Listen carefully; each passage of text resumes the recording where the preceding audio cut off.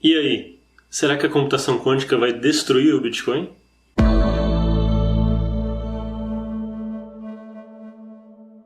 Saudações, criptonarquistas, cypherpunks e demais amigos da criptosfera. O vídeo de hoje, como o título diz, é sobre computação quântica. Bem, eu primeiro pensei em fazer dois vídeos sobre computação quântica, um explicando o que é computação quântica e outro das implicações da computação quântica para as criptomoedas. Mas eu decidi só fazer o segundo, e se você quiser que eu faça o primeiro, deixe aí nos comentários que talvez eu faça. Mas vamos lá, indo direto ao ponto. A computação quântica vai destruir o Bitcoin? Primeiro, não. E por quê? Que é o motivo de eu ter feito esse vídeo, né? O Bitcoin ele já tem um pouco de resistência à computação quântica. Então, se você criar um novo endereço para cada transação, você está tecnicamente seguro de um certo tipo de ataque de computação quântica, porque você só assina quando você faz uma transação. Quando você faz uma transação com Bitcoin, você assina utilizando a sua chave privada e você está expondo a sua chave, né, digamos assim, e o computador quântico pode ir lá e tentar quebrar. Mas só com sua chave pública, mas se você não fizer isso, não tem problema. Então ele já tem meio que uma resistência ali à computação quântica. Mas existem alguns outros problemas.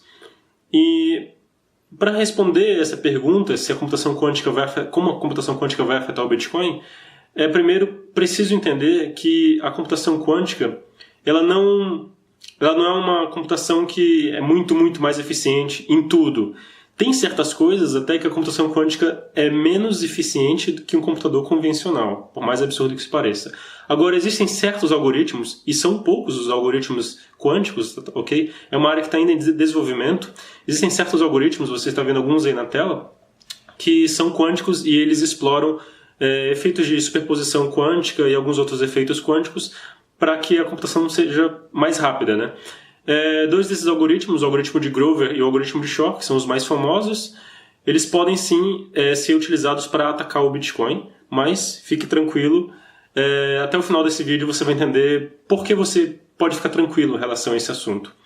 Bem, primeiro, onde está a criptografia do Bitcoin? Ela está em basicamente duas partes, na mineração e na assinatura que eu expliquei no início do vídeo. Então, o algoritmo de assinatura do Bitcoin ele utiliza curvas elípticas, né? Então ele é um algoritmo de criptografia de curvas elípticas, ou ECCs, mas também a gente utiliza um outro algoritmo de criptografia, que é um algoritmo de hash, que é o SHA-256. Note que o SHA-256 é um algoritmo de hash, ele é um algoritmo de criptografia, não confundam cifra com hash, ok? Com assinatura, enfim, não confundam essas coisas. Mas, então, como um atacante poderia usar um computador quântico para atacar o Bitcoin? Bem, vamos entender primeiro como funciona o processo de mineração. O que os mineradores estão basicamente fazendo eu vou colocar a função na tela. Você está vendo aqui a função na tela? Um SHA-256, de um SHA-256, de informações do bloco, do nonce, e isso tem que ser menor que o target. O que tudo isso quer dizer? Bem, o target é um número cheio de zeros na frente. O target define a dificuldade de mineração. Quanto mais zeros na frente, ou quanto menor for esse número, mais difícil é de minerar com um computador convencional. E a única coisa que os mineradores podem fazer para poder minerar bitcoins é alterar o nonce. O que é o nonce? O nonce é um número. E os mineradores estão o tempo todo incrementando esse número, né? Ele vai tentar 1, 2, 3, 4, 5, vai incrementando esse número, tentando, ou até com algumas outras estratégias, colocando ali números aleatórios, até que ele consegue encontrar um nonce que satisfaça essa equação. Então, eu tenho um SHA-256, eles executam um SHA-256, que é um algoritmo de hash, do SHA-256, e eles hasheiam, digamos assim, resumem informações do bloco e do nonce, sendo que a única informação que eles podem alterar é o nonce. Ok, se você entendeu isso, você entende como a mineração funciona.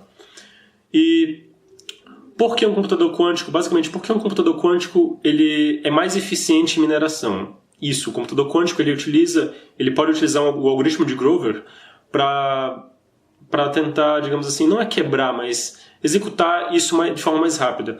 Porque o computador quântico ele utiliza um efeito chamado superposição quântica. Então, assim, na computação convencional, para a gente conta 1, 2, 3, 4, 5, e assim por diante. Na computação quântica, cada qubit, né, que é um bit quântico, ele armazena 2 valores simultaneamente. Então, é muito mais fácil você contar, você conta vários números simultâneos. Então, enquanto o computador quântico ele contar de 0 até 15, ele demoraria vários passos, o computador quântico, se ele tiver 4 qubits, ele faz isso numa tacada só. E se ele tiver um número maior de qubits, ele consegue armazenar todos esses estados de forma simultânea. E isso dá uma vantagem que em inglês, eu não sei se tem um termo em português para isso, mas é square rooted, então pela raiz quadrada. Então, um computador quântico ele tem a vantagem pela raiz quadrada. O que isso significa? Ele reduz a complexidade pela raiz quadrada de n, né? Em notação, isso ficaria big O raiz quadrada de n, utilizando o algoritmo de Grover. Agora, um minerador ele não precisa contar de 2 elevado a 256 para poder encontrar um nonce satisfatório para mineração. Na verdade, um minerador faz isso em 2 elevado a 68 vezes. Até porque, como eu mostrei no vídeo quebrando o Bitcoin por força bruta, mesmo que você utilizasse todos os computadores do mundo, eles não conseguiriam contar até 2 elevado a 256. Mas o computador quântico ele não precisa testar 2 elevado a 68, e sim a raiz quadrada disso. Então o computador quântico faria esse cálculo em 2 elevado a 34 vezes, ou seja, pela raiz quadrada.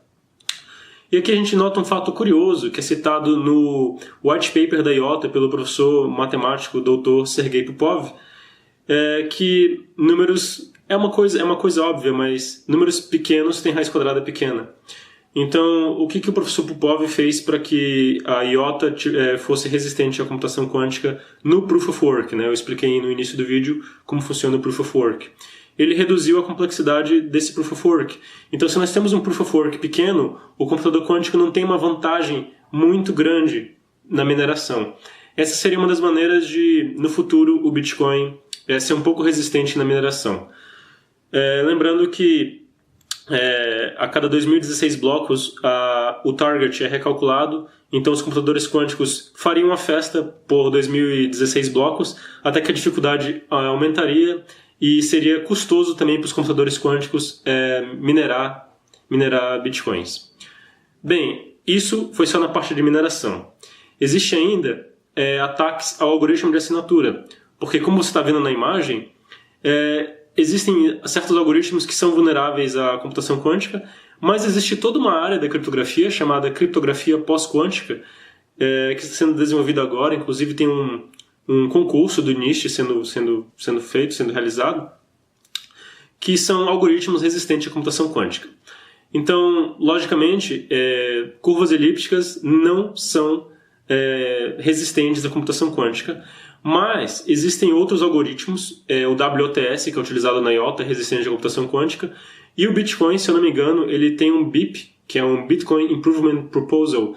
É justamente uma proposta de melhoria no Bitcoin que visa modificar o algoritmo de assinatura do Bitcoin por Lamport Signatures, ou seja, um algoritmo que é resistente à computação quântica. Então, já existem pessoas cuidando disso.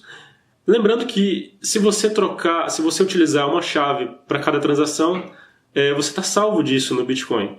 Mas, por questões de segurança, no futuro próximo, pode ser que o algoritmo de criptografia de curvas elípticas seja abandonado no Bitcoin e a gente use um algoritmo resistente à computação quântica, simplesmente. Bem, o algoritmo de assinatura pode ser facilmente trocado por um soft fork, então nem precisa ter um hard fork, não precisa disso. Então um simples soft fork resolveria, mas uma implicação grave é que isso diminuiria a quantidade de transações por segundo, porque uma assinatura de curva elíptica tem mais ou menos 500, 600 bytes, né? Lembrando que o tamanho do bloco do Bitcoin é de 1 mega, né? Então em 1 mega cabe uma quantidade de transações porque justamente o algoritmo de assinatura ocupa 600 bytes. O Lamport Signature ocupa mais ou menos 11 kilobytes, ou seja, 17, 18 vezes mais do que uma curva elíptica. Então ele ocuparia ali o espaço de 18 transações comuns. Então isso é um problema porque diminuiria a quantidade de transações do Bitcoin, mas isso pode ser resolvido de outras formas, aumentando o bloco, enfim, não cabe citar nesse vídeo. Ok, falamos sobre software, agora vamos falar um pouco sobre hardware. existe sim, não pensem que a computação quântica é uma coisa que vai demorar muito tempo. Eu vi estimativas de que em 2030 nós já teríamos computadores quânticos capazes de fazer ataques a curvas elípticas. Eu vi algumas estimativas de que eram necessários 1560 qubits para poder quebrar uma curva elíptica de 256 bits, que é o caso do Bitcoin. Nós temos hoje computadores quânticos de 1000 qubits, só que esses computadores quânticos são diferentes. Eu posso explicar isso num vídeo destinado só à computação quântica. Existem os computadores quânticos universais e os computadores quânticos especialistas. Então eles são especialistas em resolver um problema, eles não servem para criptografia. Então esses 1000 qubits aí não assusta, né? Poderia ser até 2000 qubits ou 4000 qubits, porque eles são focados em determinados problemas. Agora um computador quântico universal de 1560 qubits, aí sim ele pode fazer um ataque à criptografia de curvas elípticas. E eu vou deixar na descrição muitos links interessantes. Um deles é uma lista no Wikipedia de empresas que pesquisam computação quântica. Acho que as empresas assim, que estão mais na frente disso é o Google e a IBM. Né? A IBM até lançou um computador quântico de 50 qubits agora. É uma questão de tempo. Tá na tela também uma coisa que eu achei interessante. Um brasileiro ele criou uma nova arquitetura de computação quântica. Achei isso muito interessante. Então, com essas estimativas, a gente sempre tem que tomar cuidado e colocar elas para baixo, porque pode ser que a ciência avance até lá, surja algum gênio que descubra como fazer computadores quânticos de forma muito mais rápida. Então, mas as estimativas que eu vi é que a computação quântica vai ser realmente uma ameaça em 2030, em 2040. Então é mais um motivo aí para você não se preocupar tanto. Então eu poderia resumir esse vídeo nisso.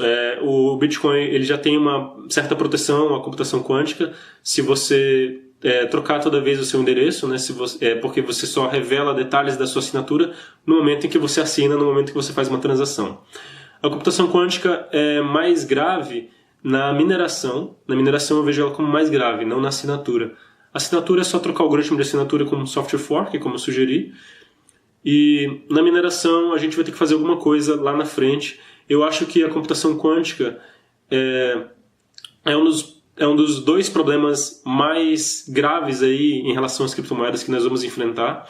Os criptólogos estão todos estudando este assunto. Eles estão bem preocupados com isso, tanto é que o NIST está fazendo um concurso agora de criptografia pós-quântica.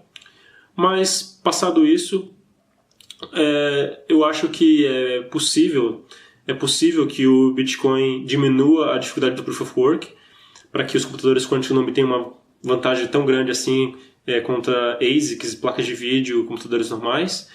Acho que no futuro próximo pode ser até que o Bitcoin mude para Proof of Stake, é possível. Mas como eu disse, na assinatura é tranquilo. Então essas são razões aí para você não se preocupar tanto com computação quântica. Espero que você tenha gostado do vídeo. Se você discorda de alguma coisa que eu disse aqui, por favor, apresente seu argumento nos comentários, eu gostaria muito de ouvi-los. Isso aqui é baseado no que eu conheço, né? Eu posso estar errado também, se eu falei alguma besteira, me corrija. Mas se você gostou do vídeo, deixa o like, que isso ajuda muito.